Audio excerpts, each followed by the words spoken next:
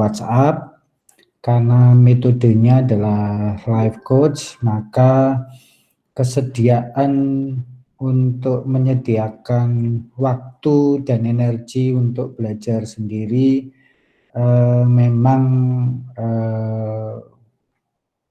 perlu luar biasa. Ya, nanti kita akan mulai dari posisi masing-masing. Kita akan pengen belajar growth mindset, ya, mengubah pola pikir kita jadi lebih positif, tumbuh, mengurangi yang fix. Kita akan evaluasi dulu posisi awal kita ada di mana. Posisi awal kita di mana. Jadi kalau dalam psikologi ada disebutnya success quotient kita ada di mana. Untuk bahan bacaan, Ibu Bapak bisa baca nanti presentasi itu untuk minggu ini ada 3 bagian. Minggu ini ada 3 bagian. Part 1, 2, dan 3. Seperti yang dapat kita lihat di resume yang saya buat sore ini, tentang posisi Ibu dan Bapak ada di mana itu nanti bisa dibaca di part 1 halaman 2 sampai 12. Ya. Kemarin semua peserta sudah mengisi tes, sudah dikirimkan ke masing-masing pribadi. Masing-masing sudah bisa membaca hasil, memahami hasil tesnya enggak?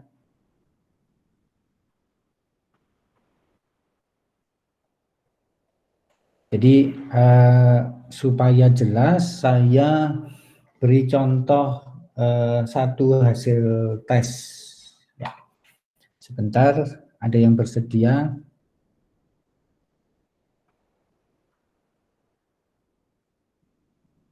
Ya, Bu Evelyn?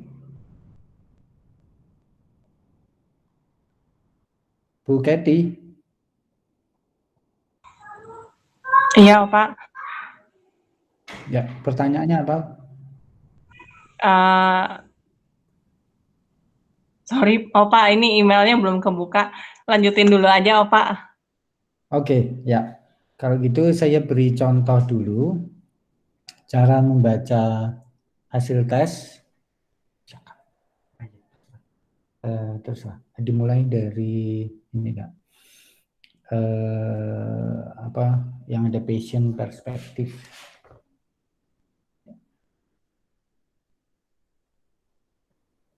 Ya itu.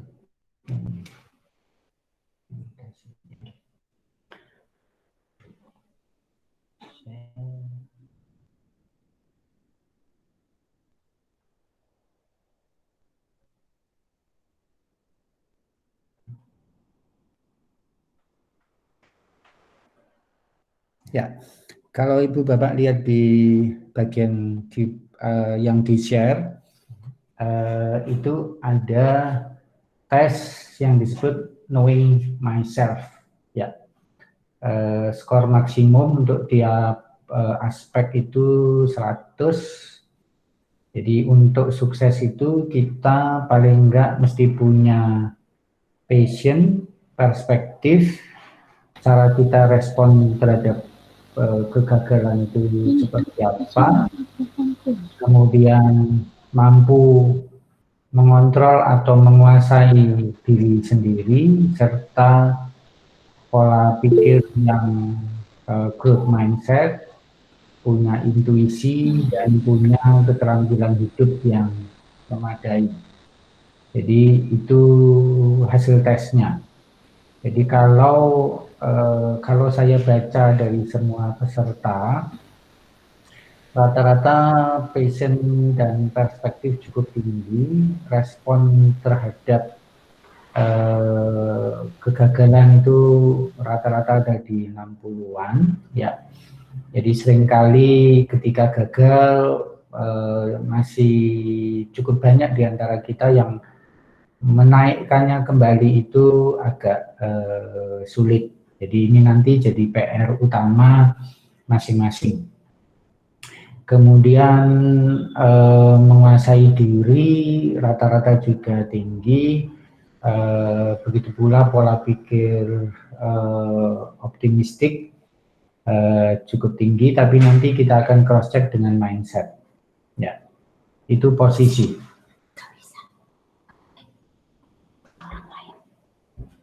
Ya, kalau kita kembali ke presentasi saya, ya, jadi PR Ibu dan Bapak begitu terima hasil tes, ya, jadi hasil tes ini menunjukkan posisi kita di mana.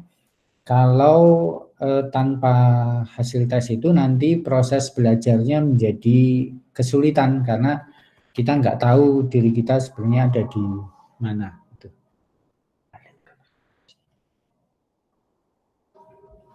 Ya, kita balik dulu ke Success Quotient.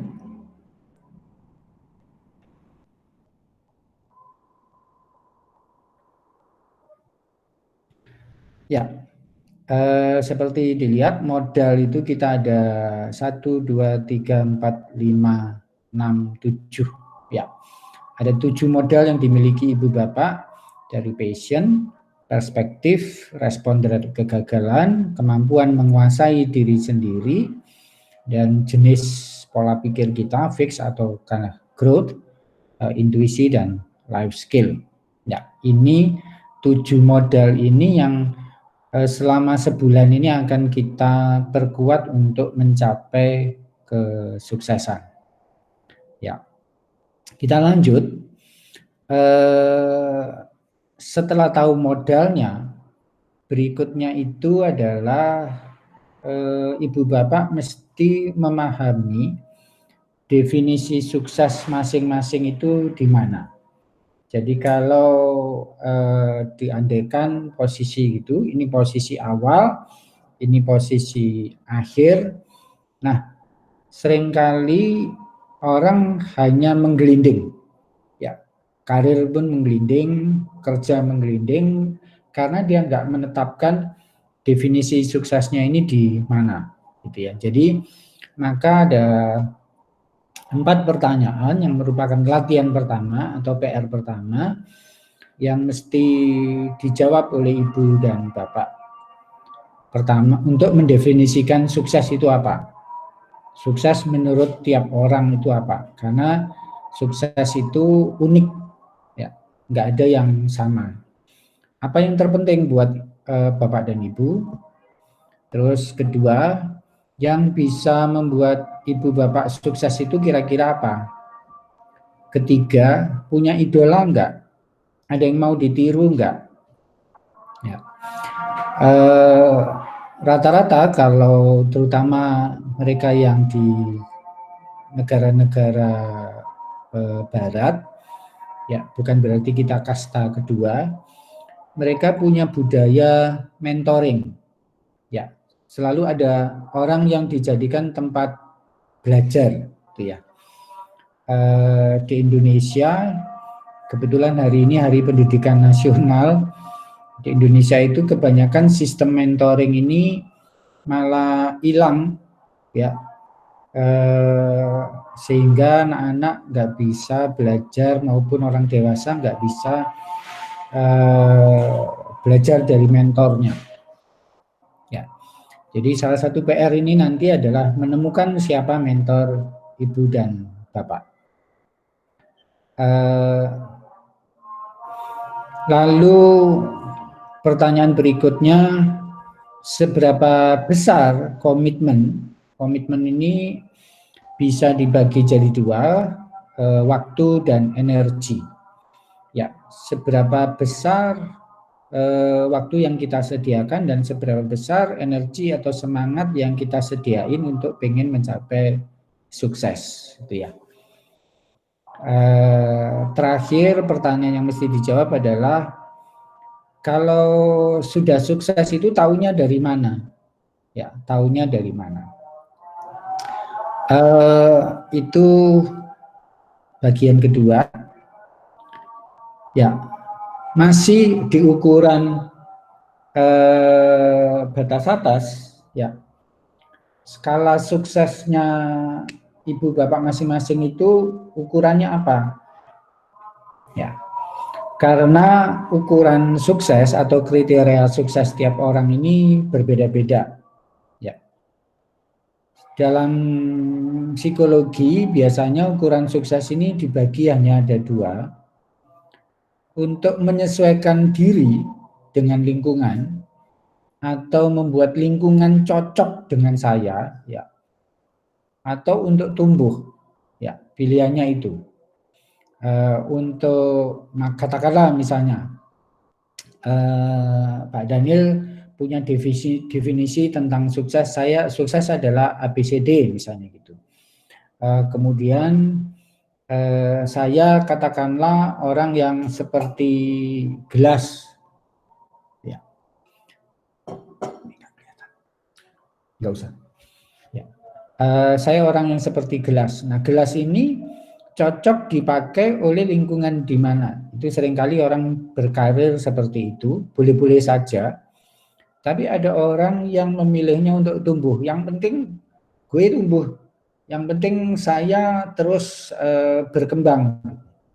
Nah, akhirnya kecocokan itu akan datang dengan sendirinya. Jadi ada orang yang sejak awal mencari kecocokan, ada orang yang nggak peduli pada kecocokan, dia terus tumbuh, ya. Jadi yang terus tumbuh ini katakanlah seperti pohon besar begitu, ya. Akhirnya lingkungan yang menyesuaikan dengan dirinya dengan si pohon yang tumbuh besar ini. Jadi dia bukan seperti misalnya tanaman kecil yang berusaha cocok di taman seperti apa. Jadi itu pilihan dua. Seandainya jika ibu bapak memilih untuk tumbuh, supaya tumbuh itu butuh dua hal penting. Orientasi untuk terus-menerus belajar dan gairah untuk bekerja. Hasil akhirnya kalau memilih untuk tumbuh adalah akhirnya kita punya niche market. Jadi pasar itu terbentuk dengan sendirinya, menyesuaikan dengan si pohon yang tumbuh besar itu. Jadi kalau ibu jadi misalnya pohon beringin, maka lingkungan sekitarnya ini akan menyesuaikan. Itulah yang cocok dengan si pohon beringin, niche marketnya. Jadi kalau mau sukses dalam bidang bisnis, itu kalau sudah sukses ya si pasar itu akan datang dengan sendirinya, terbentuk dengan sendirinya. Berikutnya masih di latihan di minggu pertama ini, sukses itu unik, ya. Karena unik maka balik ke hasil tes motivasi, ya. Di tes motivasi itu ada pertanyaan yang berkaitan dengan tiga hal. Apakah ibu bapak ngejar power, ngejar kekuasaan? Kalau ngejar kekuasaan wajar, dia pengennya jadi pemimpin. Jadi sukses itu ukurannya ya jadi manajer, jadi direktur, jadi pengusaha, mendirikan bisnis sendiri. Itu karena motivasi suksesnya adalah berkuasa. Kedua, bisa saja orang motivasi suksesnya itu afiliasi. Orang yang seperti ini dia ikut banyak komunitas, dia diterima oleh berbagai lingkungan masyarakat, itu menunjukkan kesuksesan, ukuran kesuksesan dirinya, ya. Dan itu cocok-cocok saja buat dia, walaupun mungkin nggak cocok buat orang yang nyari power, gitu ya. Ketiga, Orang yang motivasi suksesnya itu ya achievement itu sendiri, pencapaiannya sendiri. Jadi mau dia punya power atau hanya punya afiliasi, tapi di masing-masing itu dia achieve enggak, punya prestasi enggak, melayani sesuatu atau tidak. Ya, seperti itu. Jadi kalau achievement, mestinya power dan afiliasi itu akan didapat dengan sendirinya. Nah, kita mesti pahami bahwa sukses ini adalah sebuah proses. Jadi mengubah mindset kita jadi growth itu proses, bukan final destination, ya, bukan tujuan akhir. Nah, maka penting paling tidak selama sebulan ini, ya, tapi diharapkan terus sampai proses sukses itu tercapai. Ibu bapak mesti punya 4 hal. Pertama, punya aspirasi. Tadi, ini ada hubungannya dengan respon terhadap kegagalan. Jadi rata-rata mereka yang gagal terus sulit menaikkan dirinya lagi, sulit mengangkat mentalnya, itu karena nggak punya aspirasi atau aspirasinya kecil. Ya, karena kurang mampu selalu membayangkan nanti itu di mana gitu. Jadi kalau kita gagal itu kita mesti malah membayangkan tekniknya, ya, membayangkan gagal itu kita terpuruk atau jatuh itu di mana. Kalaupun kita masuk jurang, kita bisa membayangkan jurangnya itu bisa didaki atau tidak. Kalau kita mampu aspire it, ya, bisa membayangkan itu, biasanya akan lebih bisa bertahan dalam proses. Kedua, supaya bertahan dalam proses itu harus punya kesadaran diri, self awareness. Ya, tahu. Jadi kalau jatuh di jurang tadi itu, oh saya makan mampu karena tangan saya, jari-jari saya kuat untuk menggenggam akar-akar pohon ini untuk saya bisa naik misalnya. Lalu harus ada curiosity, rasa ingin tahu. Kalau saya naik lagi, berusaha naik lagi itu, apa yang bakal terjadi? Apa saja yang akan saya alami di dalam proses, dalam perjalanan? Keempat, mungkin paling sulit diterima, itu menerima kerentanan kita, menerima bahwa diri kita ini vulnerable, gitu ya. Ada orang yang pengen kuat terus, saya harus kuat gitu. Kebanyakan orang tua misalnya ketika mengalami masalah, itu kalimat yang sering diucapkan, saya harus kuat untuk anak saya gitu. Dalam psikoterapi saya selalu menyatakan, harus kuat itu malah membuatmu lemah. Terima saja kelemahan kita itu. Makin kita mampu menerima bahwa kita lemah, makin kita tahu cara menguatkannya itu seperti apa. Tapi kalau saya harus kuat, itu seperti tidak ada ruangan untuk memperbaiki diri. Nah, berkaitan dengan ruang untuk memperbaiki diri ini adalah menariknya di Wheel of Life hasil tes ibu bapak, cukup banyak ibu-ibu yang di aspek keluarga itu skalanya 10. Ya. Masih ingat tes yang dikerjain masing-masing? Ya. Ada beberapa yang skornya itu 10, malah saya beri warna merah. Jadi itu tanda ibu bapak merasa di aspek itu sudah top, sudah di puncak gunung, nggak ada ruangan untuk memperbaiki diri. Jadi orang sukses itu, ya kalau kita bertanya, dulu saya kuliah nanya ke profesor saya segala macam yang sukses itu, para mentor saya,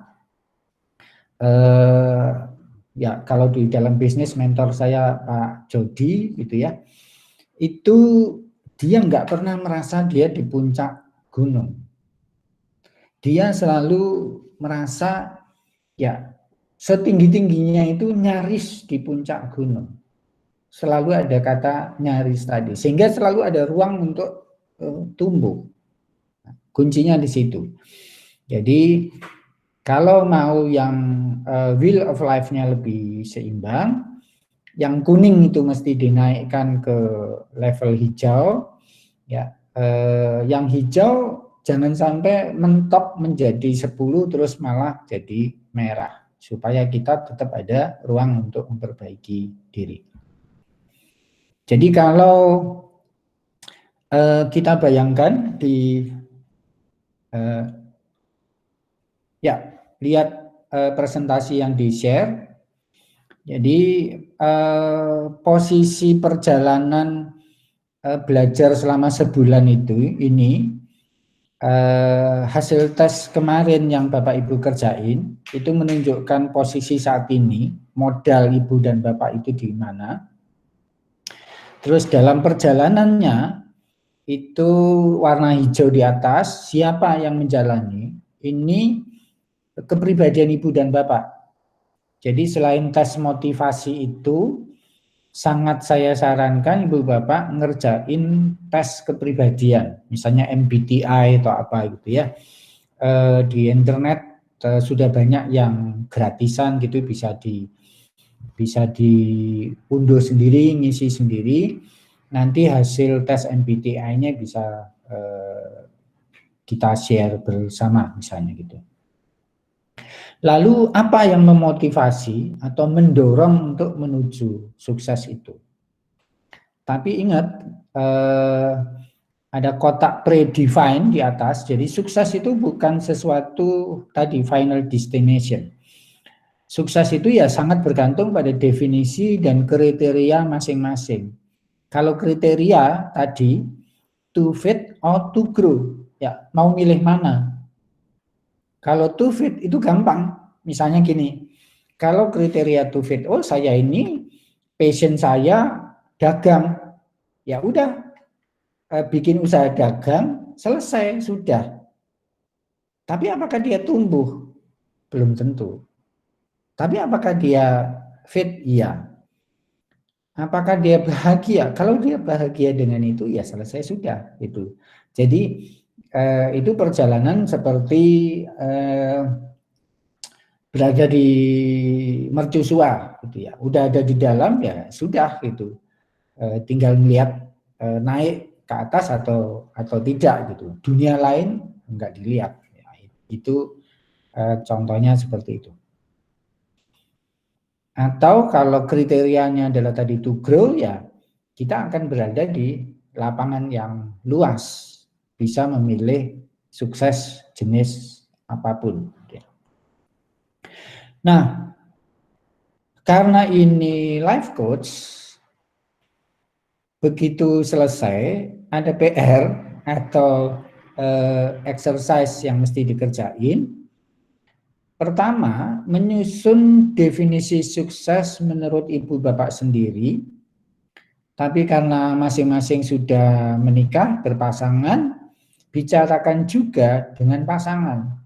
Ya, kalau perlu ya ajak pasangan juga menyusun definisi sukses menurut dirinya sendiri. Syukur-syukur kalau definisi suksesnya nggak beda jauh.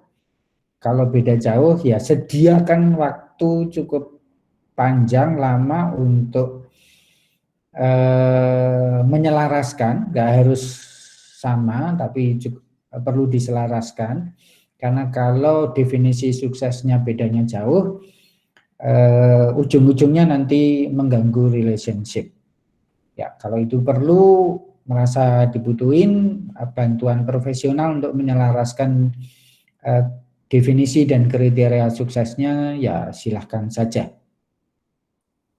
Kedua, PR-nya adalah latihannya membuat keputusan.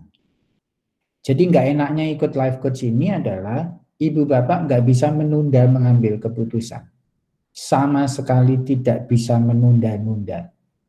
Kenapa? Karena kalau ditunda, misalnya PR ini ya, mengambil keputusan to feed or to grow itu nggak diambil keputusan dalam minggu ini. Minggu depan saya jamin nggak bisa ngerjain exercise yang lain. Kenapa? Karena jalurnya itu, jalur latihannya beda.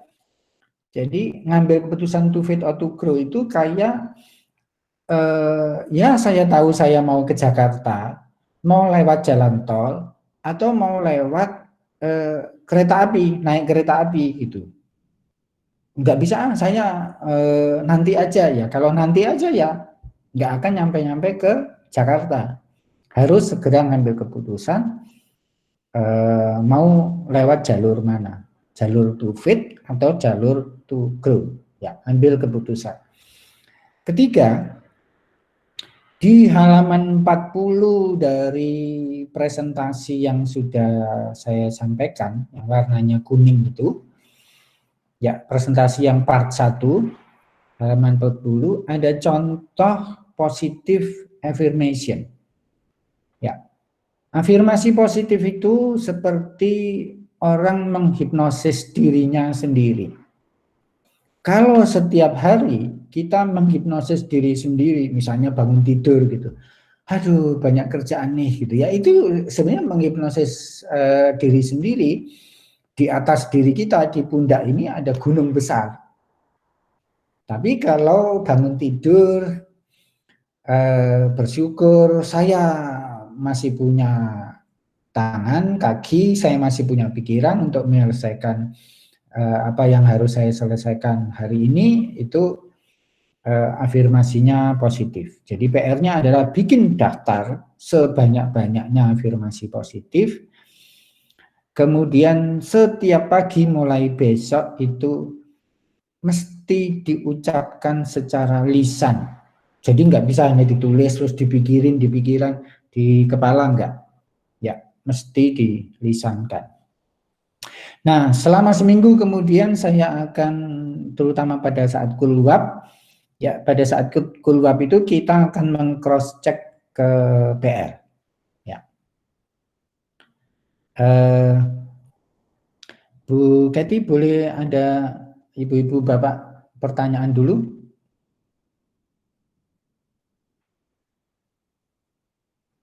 Bu Kety. Ibu-ibu bapak ada yang mau bertanya? Kalau mau bertanya silakan meng-unmute layarnya sendiri.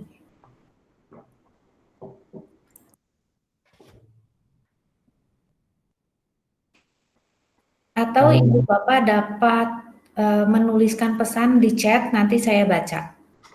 Atau Opa baca.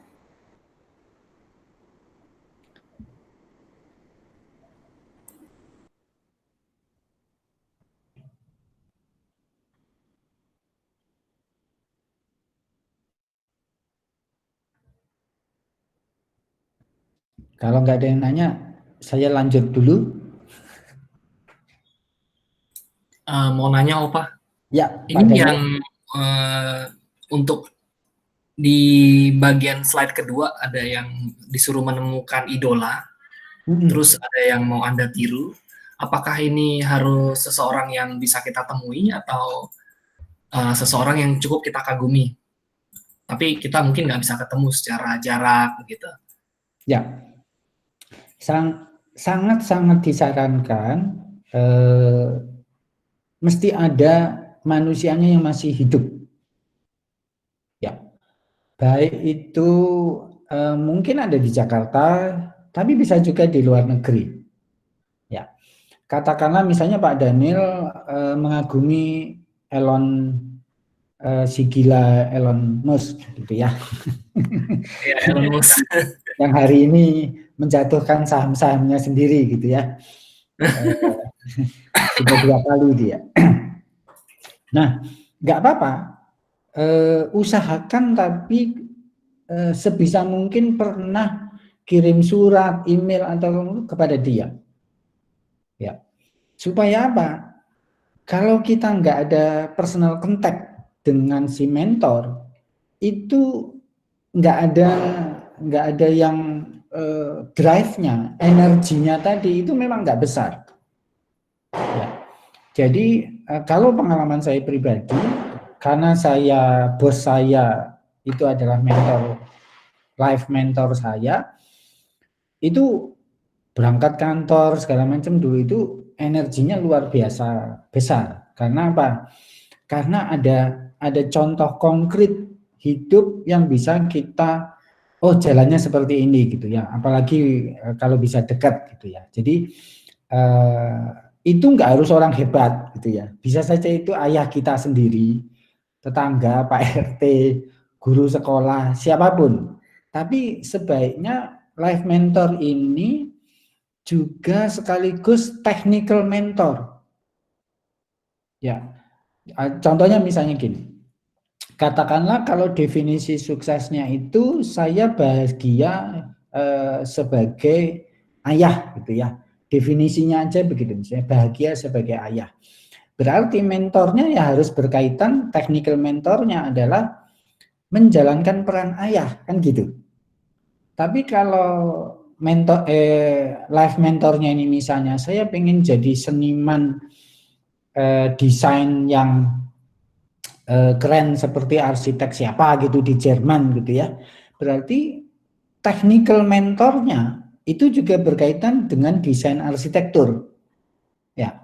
Supaya ya jalannya itu tadi jelas. Kalau lewat kereta api to fit ya seperti apa, kalau lewat jalan tol to grow misalnya itu seperti apa, dia si technical mentor ini yang bisa ngasih contoh gitu.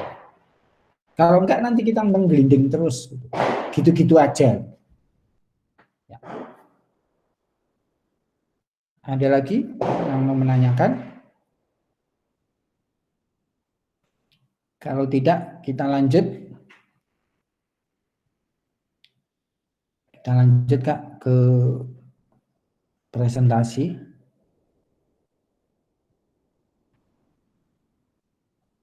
Ya. Next. Ya, oke. Jadi ingat-ingat ke grafik tadi dari modal menuju sukses. Nah, modal pertama adalah mesti mengenali, memahami diri kita sendiri. Pikiran kita, perasaan kita, jiwa kita, dan bawaan kita, nature kita seperti apa. Nah, soal pikiran, ternyata sukses itu sudah diteliti para ahli, sukses itu mau secara materi, secara pendidikan, secara apapun, secara bisnis, itu ternyata ada unsur pikiran yang well-being. Ya. Nah, ternyata untuk bahagia atau sejahtera, ya, itu ukurannya bukan kepemilikan, tapi pengalaman. Ya. Tapi kalau misalnya salah satu ibu bapak yang ada di sini merasa suksesnya itu dari segi jumlah kepemilikan, ya nggak apa-apa, silahkan. Karena ini bukan proses benar salah gitu ya, tapi bagaimana masing-masing menginternalisasi proses sukses itu. Kedua, pikiran ini sangat bisa dilatih. Ya, jadi konsepnya growth mindset itu secara neurologis disebutnya neuroplasticity. Otak kita, isi kepala kita itu masih bisa diubah umur berapapun. Jadi nggak ada yang dikatakan kepribadiannya atau IQ-nya sudah mentok segitu, itu fixed mindset. Ya. Kalau dari hasil tes mayoritas ibu dan bapak yang ikut itu pola pikirnya masih campuran. Jadi sebagian masih ada fixed mindset-nya, sebagian sudah mulai growth mindset. Jadi walaupun ya tadi nggak ada orang yang 100% sudah growth mindset itu susah. Nah, cara melatih supaya kita punya pikiran bahagia ada latihan di halaman 7 di presentasi part 2 ya, yang judulnya Clarifying Your Objectives ya. Halaman 7 sampai 8 ada latihan yaitu 5 cara meningkatkan kebahagiaan kita. Itu lakukan, lalu lakukan juga latihan kelima ya. Tadi kan sudah ada 3 latihan, jadi latihan keempat itu 5 cara meningkatkan kesejahteraan. Latihan kelima, setiap hari kita mesti meningkatkan mood suasana hati kita. Ya, nanti kita lanjutin karena modal dasar energi untuk bekerja setiap hari itu suasana hati. Jadi kalau bangun tidur suasana hatinya itu sudah drop, ya akan berat sekali mengerjakan apapun. Ya. Latihan ke-6 berbagi. Jadi orang sukses itu ternyata orang yang paling senang berbagi. Kalau udah kaya secara materi ya dia berbagi materi. Tapi sebelumnya rata-rata orang sukses yang saya kenal, almarhum Pak Ciputra misalnya, itu senang sekali berbagi. Entah itu berbagi, terutama berbagi idenya, pemikirannya, ngajari orang gratis, itu mesti kita biasakan dari sekarang gitu ya. Makanya ada latihan berbagi. Next. Itu soal pikiran. Kedua, penting ternyata semua orang sukses itu punya kecerdasan atau keterampilan emosional itu tinggi. Ya.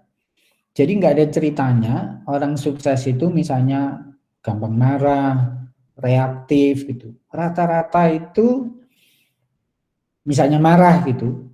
Ya tentu marah itu mereka pernah, tapi dalam setahun itu bisa dihitung dengan jari.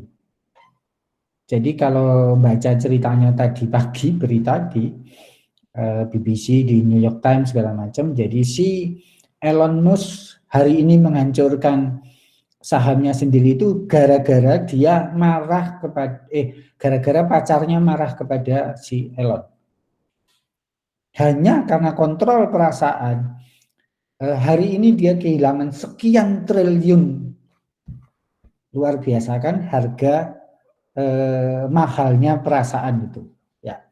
Maka penting mengenali perasaan sendiri. Jadi sukses tidaknya seseorang itu diukur dari kemampuannya mengelola perasaannya.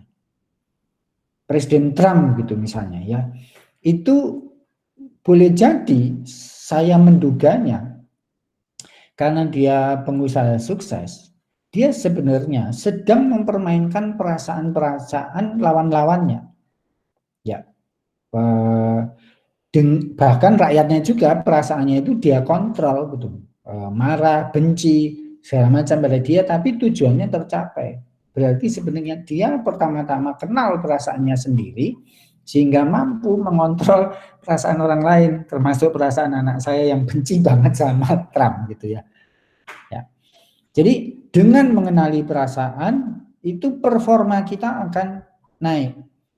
Latihannya nanti di halaman 20 sampai 21 di part 2. Next Kak. Ketiga, jadi kalau udah kenal pikiran kita, kenal perasaan kita, ketiga kita mesti paham seperti apa sih kepribadian saya ini. Saran saya, jangan gunakan tes yang berkaitan dengan temperamen. Oh saya orang sanguin, saya orang, itu tes yang berkaitan dengan temperamen. Ya, temperamen itu nggak bisa diubah. Ya, kalau mempercayai saya orang sanguin itu berarti pikiran kita fixed mindset. Tapi kalau kita pakai tes kepribadian itu bisa diubah. Ya, kepribadian saya 20 tahun lalu, 15 tahun lalu, 5 tahun lalu, dan sekarang itu selalu berubah. Temperamen saya nggak berubah. Jadi buat apa saya membesar-besarkan, fokus pada sesuatu yang nggak bisa saya ubah, ya kan? Saya mesti fokus pada sesuatu yang bisa saya ubah, yaitu kepribadian saya. Ya. Bagian terakhir ini bahkan mungkin banyak para psikolog nggak tahu. Ya. Nah, supaya kita mampu mengubah kepribadian, pertama-tama kita mesti mengapproval, ya, mengakui, menyetujui diri kita sendiri. Kedua, kita mesti, ya, kalau kita nggak mengapprove diri kita sendiri itu kita jadi nggak nyaman dengan diri sendiri. Ya, kayak di psikologi disebutnya mengalami ego dystonik gitu. Jadi diri kita terbelah gitu ya. Contohnya misalnya gini, orang yang dystonik itu nggak mesti split personality kayak di film apa itu split ya, enggak. Misalnya gini, di rumah ayah yang baik, di kantor dia bos yang jahat, itu ego dystonik. Sebenarnya dia nggak nyaman dengan dirinya sendiri. Tapi orang yang nyaman dengan dirinya sendiri itu di mana-mana dia dikenal sebagai pribadi yang serupa, yang sama. Berarti self image-nya dia akurat. Nah, orang yang tumbuh itu nggak terlalu peduli pada self image-nya. Self image ini citra yang dia gambarkan, oh saya orang baik, saya orang yang peduli sama orang lain, itu self image, ya. Terus supaya paham kepribadian yang mesti tahu kelebihan kekuatan diri. Nah, sekali lagi ingat, fixed mindset seperti tadi, saya orang sanguin, saya orang itu membuat kita malah buta, ya, terhadap kekuatan diri kita sendiri. Fixed mindset membuat kita fokus pada kelemahan, bukan kelebihan kita. Ya. Nanti ada latihannya agar self awareness, self regulation dan self transcendence kita naik. Ya. Next Kak. Ada 3 latihan ya yang wajib dilakukan. Membuat daftar kelebihan kekuatan diri di halaman 35 sampai 38. Lalu masih sama, membuat daftar kelebihan atau kekuatan tapi khusus di aspek kerja, bisnis, karir. Ya. Terakhir ada pertanyaan yang mesti dijawab juga.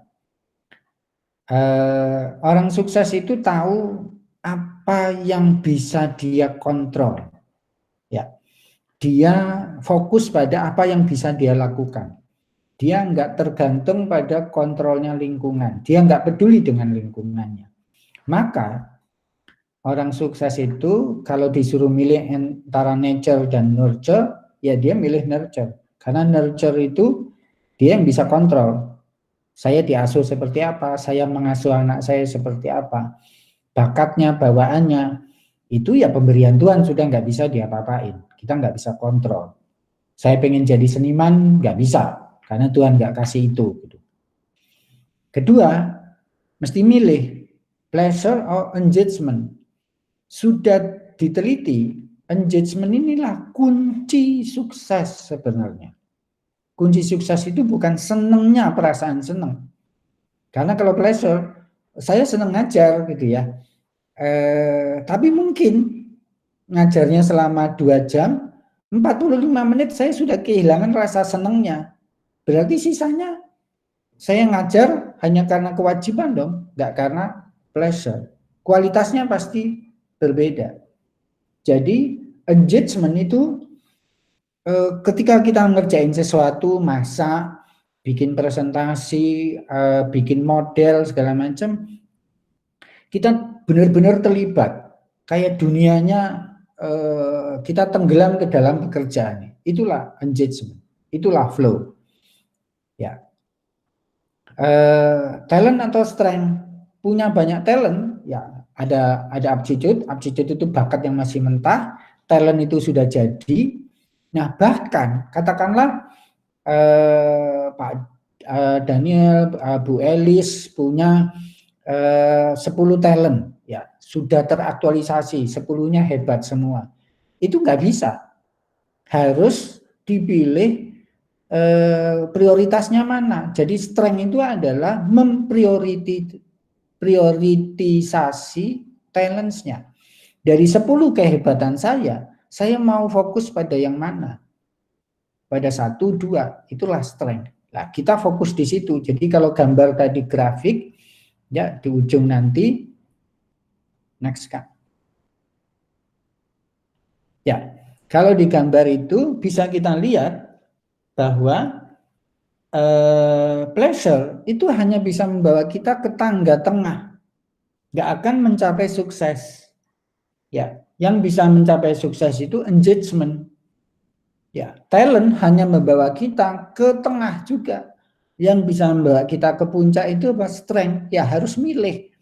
Nggak bisa kita mau semua. Gitu. Nah, dengan kalau ngambil keputusan semua itu sudah dilakukan sejak sekarang, kita akan mendapatkan perma. Perma ini apa? Emosi yang positif, engagement, ya. Relationship, jadi dengan pekerjaan, dengan karir itu bukan sekedar menjalankan, tapi menjalin relationship. Saya pacaran, saya menikah dengan bisnis saya menikah dengan desain saya gitu ya. Saya menjalin hubungan intim dengan masakan saya. Itulah yang membuat orang-orang sukses. Karena lewat relationship itu akan muncul meaning. Ya, ini bukan sekedar masakan, ini makna hidup saya, ini hidup saya di dalam masakan ini, di dalam desain ini, di dalam naskah ini. Ya, itulah accomplishment-nya. Jadi accomplishment-nya itu bukan lagi-lagi final destination, tapi seluruh proses engagement itu adalah accomplishment. Karena kita memberikan diri kita secara keseluruhan. PR-nya ada PR nomor 4 sampai 10 ya. Karena waktu tinggal 10 menit, saya lanjutkan dulu.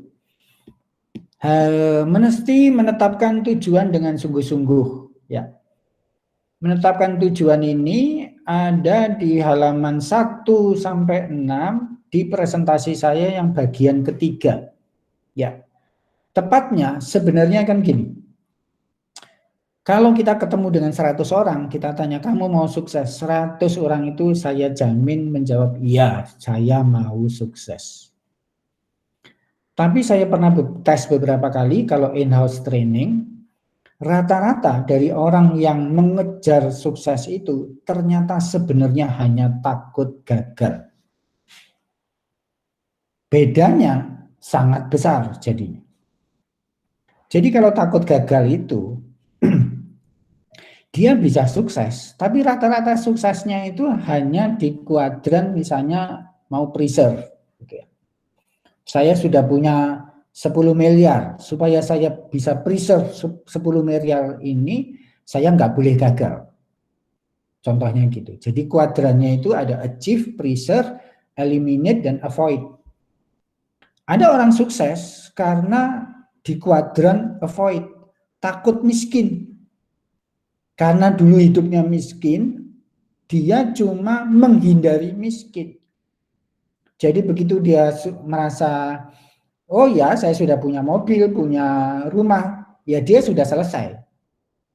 Ya, potensinya yang luar biasa, aptitude-nya yang luar biasa, talent-nya nggak dipakai. Karena apa? Karena dia di kuadran avoid. Nah, nggak kurang juga, terutama di perusahaan-perusahaan di bisnis, kuadrannya di eliminate. Kenapa? Ini perusahaan yang kulturnya mengajarkan untuk nggak boleh ada negatif. Maka pertanyaan orang HR itu, kamu tahu nggak kelebihan dan kekuranganmu? Jadi tetap kekurangan itu ditonjolkan. Supaya apa? Di-eliminate. Padahal mengeliminate si kekurangan itu yang ngabisin waktu dan energi. Jadi kalau mau sukses dalam segala aspek, itu kuadrannya harus ada di kuadran achieve. Nah, Cara mikirnya gimana?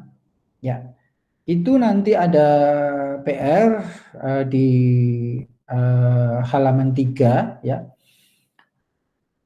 Berdasarkan pohon keputusan di halaman 3. Nanti lihat di halaman 3 itu saya sudah bikin pohon keputusan agar ibu bapak bisa mengukur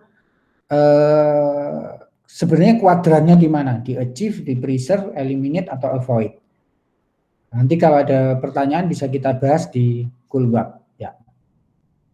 Kemudian kalau sudah menetapkan tujuan ya tadi tujuan suksesnya apa dan di kuadran mana, hidup kan harus seimbang ya, mesti seimbang. Tidak main kalau hidup nggak seimbang itu kayak pemain sirkus yang juggling itu ya, juggling, ada bola keluarga yang dilempar, bola karir dipegang, bola karir dilempar, bola keluarga dipegang dan selanjutnya. Nah, supaya hidup seimbang, ada sayings di bahasa Inggris yang mengatakan eat your frogs early. Jadi pagi-pagi itu kita disuruh makan kodok. Ya, maksudnya bukan kodok goreng gitu ya. Tapi hal terberat yang paling nggak kita sukai, kan kodok itu nggak enak gitu kan. Bentuknya aja lihat kan gitu. Ya belum digoreng soalnya dia ya. Nah, itu karena dia nggak enak, itu yang harus dilakukan duluan. Kalau kita menunda yang nggak enak ini di belakang, nanti ajalah saya yang enak dulu. Itu kayak selama seharian bekerja itu ada sesuatu yang menggantung. Jadi rata-rata orang sukses itu ritual paginya itu berat.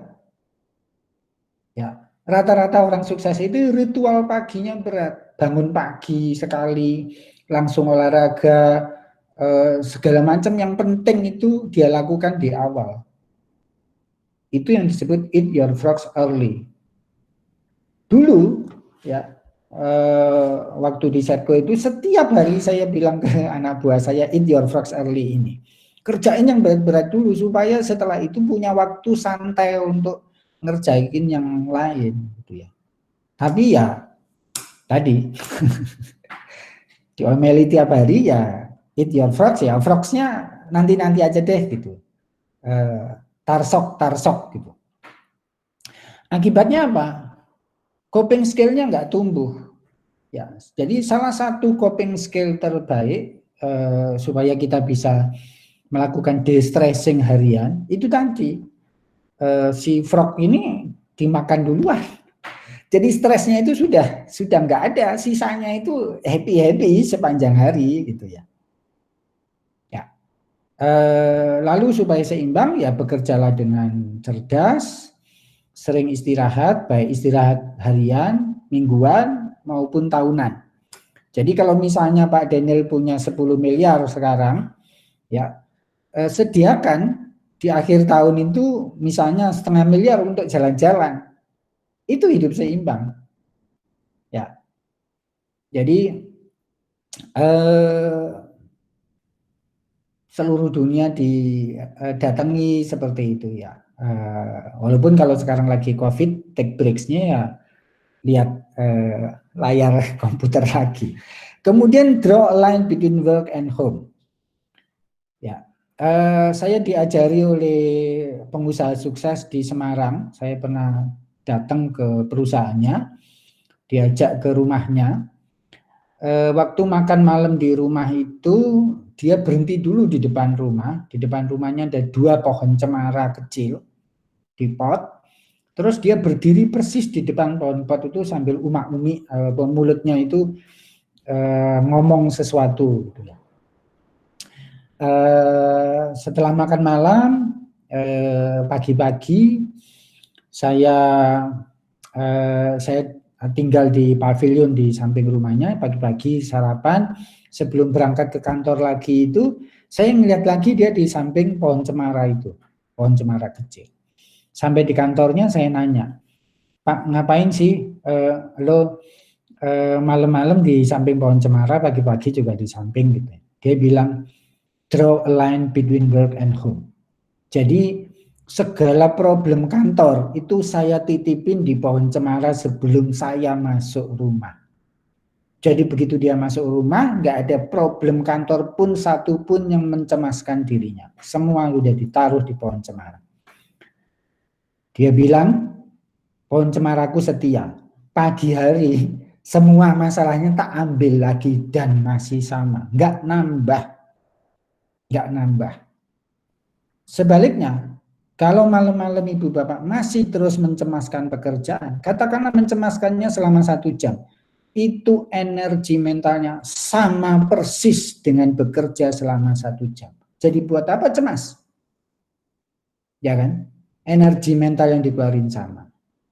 Lalu ya jalin persahabatan di mana-mana. PR-nya ada 3 PR untuk bagian ini. Total jadi sepanjang 1 minggu ini ibu bapak punya 13 latihan. Oke, Ibu Kathy, bisa dibuka pertanyaan?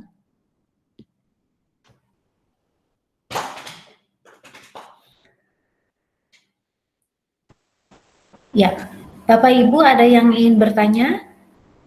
Materi yang Opa ingin sampaikan sudah habis untuk hari ini. Jadi kalau ada yang mau ditanyakan langsung ditanyakan. Tadi pertanyaan yang di chat itu Opa boleh tolong lihat layar chat, itu ada pertanyaan dari Bu Rahma. Ya, silakan Bu Rahma.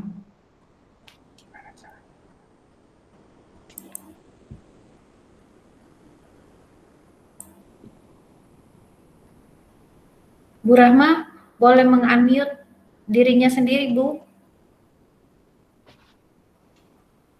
Ya, silakan Bu.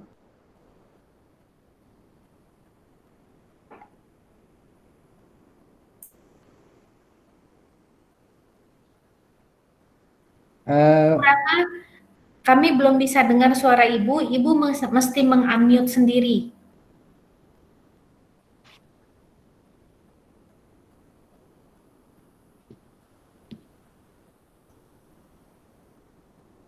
Bu Rahma, halo.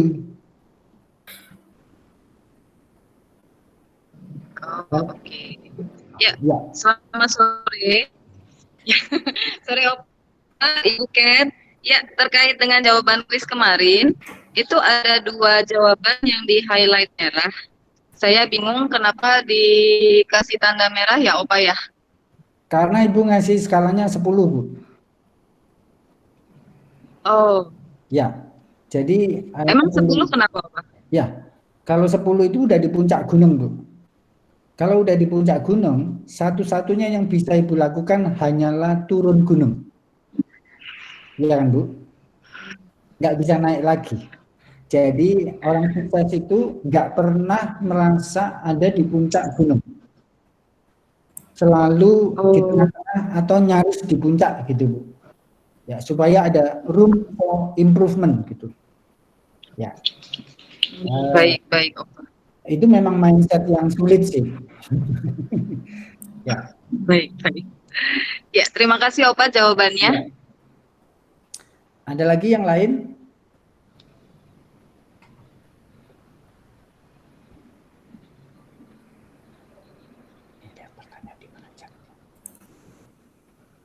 Cece, I wanna go back. Ada Bu Aslin di sini bertanya, kalau saya lihat dari chat, apakah mentornya juga harus aktif kepada kita atau boleh hanya kita yang aktif ke dia?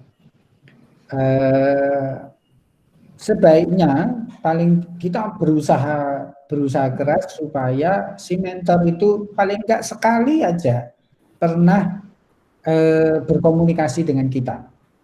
Ya, saya tahu misalnya kalau katakanlah Bu Evelyn idolanya tadi si gila ganteng itu misalnya gitu ya. Kan dia sehari terima ribuan surat, tentu susah gitu. Tapi terus usaha, siapa tahu dia sekali aja. Jadi tidak harus memang dia aktif gitu. Sebenarnya milih mentor ini ada artnya sih ya. Seninya adalah ya kita milih mentor yang reachable, yang visible gitu.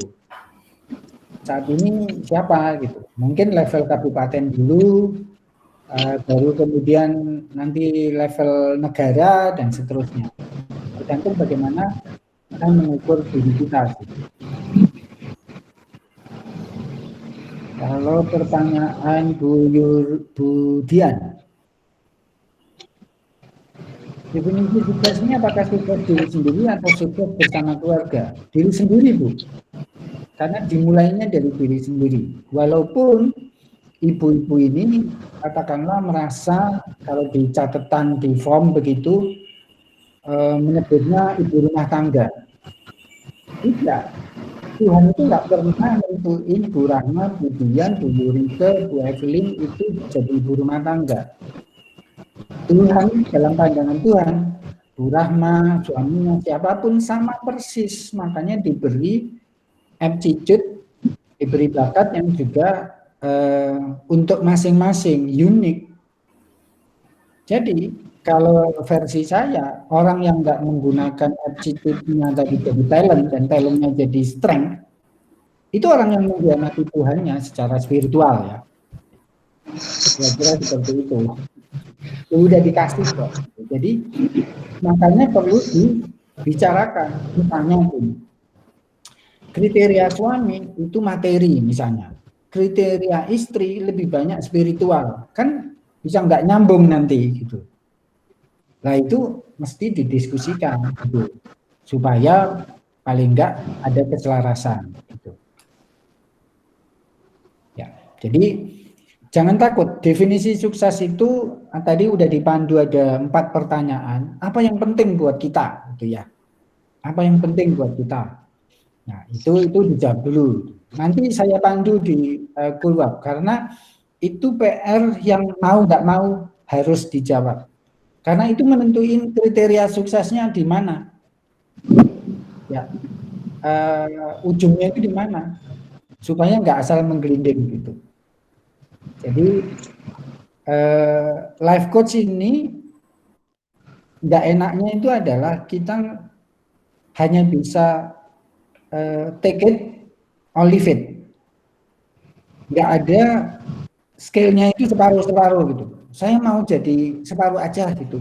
Saya tetap orang yang nggak growth, separuh fix, separuh growth. Ya itu nggak akan pernah sukses. Ya, gitu. Nanti deh saya ngejar diri saya setelah anak-anak beres. Kapan anaknya beres? Nggak akan pernah beres mereka gitu. Anak saya udah 31 tahun ya nggak beres-beres. Kenapa? Ya dia punya kehidupan sendiri. Ya nanti kalau kita setelah anak saya beres gitu, itu berarti kita ngasih contoh ke anak bahwa mereka juga boleh tersok gitu. Aku juga nanti nunggu deh gitu. Nah, nunggu setelah belajarnya nunggu nanti itu dia ya.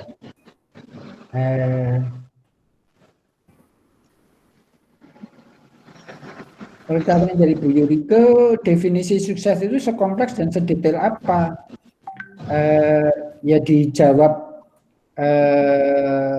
itu Bu, dijawab 4 pertanyaan tadi, ada panduannya kok. Nah nanti makin detail, nah ini di tes kan ada pertanyaan skala detail, ya kan?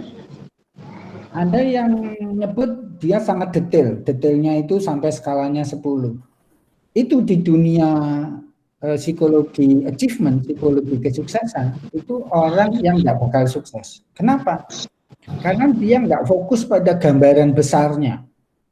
Dia itu spesialis. Ya, bahasa kasar saya tukang. Karena yang ngurusin detail itu ya si tukang. Bukan si orang yang memberi gambaran besarnya gitu. Jadi boleh saja detail tapi jangan terlalu detail. Ya, Biasanya yang skala yang dianggap hijau di ukuran detail itu sekitar 6-7 itu. Ya, jangan sampai 9 itu udah merah, itu spesialis. Kecuali memang definisi suksesnya adalah saya mau jadi ahli, misalnya saya sebut sukses itu kalau saya punya dokter jumlahnya 4, begitulah itu oke, sesuai dengan kriterianya. Ada lagi yang lain pertanyaan?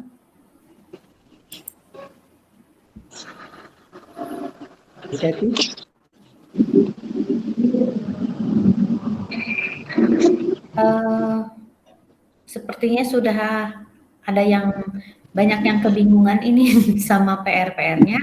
Saya membuka kesempatan bagi Bapak Ibu yang ingin bertanya di grup WhatsApp.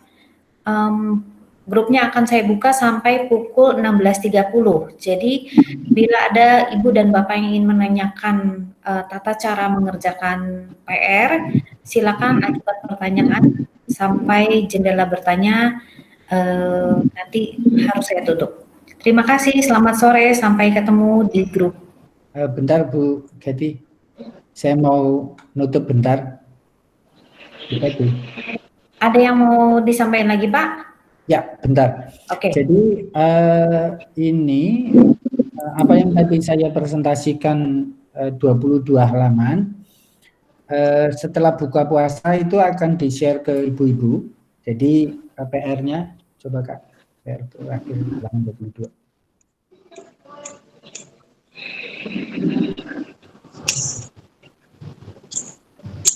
Ya, kan ada 13 PR. Itu nanti setelah ini kita akan bahas di grup ya. Itu sebelum berakhir juga saya jawab dulu pertanyaan dari, bentar, tadi ada Bu Elis nanya apakah over PP itu aspirasi, delusi. Ya, aspirasi itu tentu ada ukurannya, smart ya, seperti di manajemen, small, achievable, result oriented, segala macam itu. Bu Evelyn nanya apakah benar pria struktur otaknya lebih memungkinkan berpikir per kotak, jadi tahu kapan harus berpikir per tema, kalau perempuan pikir A bisa nyambung ke B. Tidak. Jadi neuroplasticity tidak ada hubungan dengan gender. Terbukti Tuhan ternyata maha adil. Ya, nggak ada, ya, tidak terbukti secara neurologis otak perempuan dan laki-laki berbeda. Jadi sama-sama nanti ngerjain PR ini, baik ibu-ibu di sini pesertanya banyakkan ibu perempuan, bisa ngalahin laki-laki juga, ya, nggak ada kasta otak. Ya, itu lebih tepatnya adalah pembiasaan. Nah, jadi kalau laki-laki dibiasakan untuk mengeksplor dunianya, boleh keluar guanya, boleh keluar rumah, akhirnya laki-laki otaknya belajar mengambil keputusan lebih cepat daripada perempuan. Jadi itu hasil didikan. Aslinya pada saat kanak-kanak, pada anak-anak kembar, penelitian anak kembar laki perempuan, ternyata kondisi awal otaknya itu relatif sama. Tapi setelah dididik secara berbeda, gedenya jadi berbeda. Nah, asiknya teori neuroplasticity ini, umur berapapun ibu bapak pengen mengubah otaknya, bisa. Karena otak kita seplastis, dinamis. Umur 60 tahun pengen berubah. Sampai ketemu di chat setelah ini, Bapak. Sampai ketemu minggu depan, sampai ketemu di Kulwat. Terima kasih, selamat berbuka puasa. Terima kasih.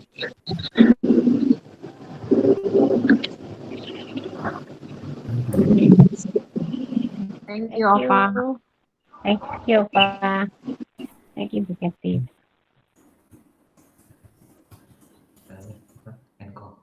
Mana ya?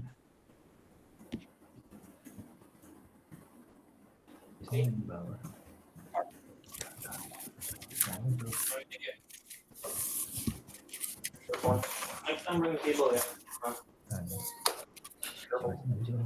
Kegiatan waktu nih. Makasih Opa, makasih Bu Kety. Hah? Yang tertutup telepon. Oh, okay. This one.